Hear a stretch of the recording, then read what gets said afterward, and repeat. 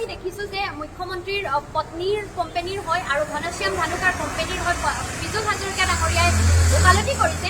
আমাৰ পীযুষ হাজৰিকা ডাঙৰীয়ালৈ এটাই অনুৰোধ, তেখেতৰ যদি মুখ্যমন্ত্ৰীৰ পৰিয়াল আৰু নিজৰ ককায়েকৰ আচলতে জড়িত ককায়েকৰ পৰিয়াল জড়িত যি কোম্পানী তেওঁলোকৰ ওপৰত ইমানেই ভৰসা আছে, তেওঁ স্পষ্টকৈ কওক যে কেন্দ্ৰ চৰকাৰে CBI আৰু EDৰ তদন্ত এইখিনি কথাত দাবী কৰক। CBI আৰু EDৰ তদন্ত হওক আৰু এই তদন্তত যদি দোষী সাব্যস্ত হয় হিমন্ত বিশ্ব শৰ্মাৰ পত্নী বা ঘনশ্যাম ধানুকা আৰু এই কেলেংকাৰীৰ লগত যদি হিমন্ত বিশ্ব শৰ্মাৰ পৰিয়াল আৰু তেখেতৰ নাম সাঙুৰ খায়, তেন্তে একেলগতে পীযুষ হাজৰিকা ডাঙৰীয়াও জেললৈ যাবলৈ ৰেডি আছে।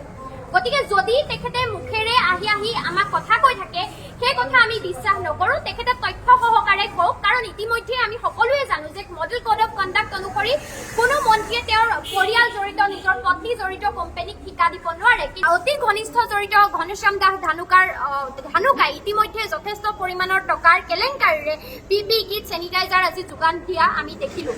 গতিকে পীযুষ হাজৰিকা ডাঙৰীয়াই যদি লগতে জেল যাবলৈ প্ৰস্তুত আছে ককায়েকৰ কাৰণে, তেখেতে তেতিয়া ED আৰু CBI তদন্ত যদি দাবী কৰে, ৰাইজে সঁচা কি মিছা কি নিজেই গম পাব। আৰু লগতে আমি এটা কথা কওঁ যে NSMৰ পৰা আমাক উত্তৰ লাগে। আমি আশা কৰিছোঁ যে আমি আজি প্ৰথম দিন গণতান্ত্ৰিকভাৱে কেৱল মাত্ৰ 4জন মানুহ বহি ইয়াত প্ৰতিবাদ সাব্যস্ত কৰিছোঁ, কিয় কোভিডৰ সময়ত ৰাইজৰ কষ্টৰে ঘটা ধন চৰকাৰক দিয়া হৈছিল। সেই ধন এনেদৰে আত্মসাৎ কৰিবলৈ মুখ্যমন্ত্ৰীৰ ঘনিষ্ঠ আৰু পৰিয়ালে কেনেকৈ সুযোগ পালে তাৰ আমাৰ উত্তৰ লাগে।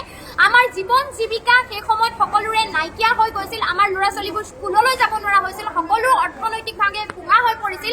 সেই সময়ত ৰাইজৰ কষ্টৰ প্ৰতিটো পইচাৰ মূল্য আছে আৰু মুখ্যমন্ত্ৰীৰ পৰিয়ালে নিজৰ স্বাৰ্থত এনেদৰে টকা ব্যৱহাৰ কৰাৰ সুযোগটো NSMে কিয় দিলে তাৰ উত্তৰ NSMে আমাক আৰু সমগ্ৰ অসমৰ ৰাইজক দিবলৈ বাধ্য। আৰু আমি আশা কৰিম যে NSMে এই দায়িত্ব স্বীকাৰ কৰি আমাক উত্তৰবোৰ দিব।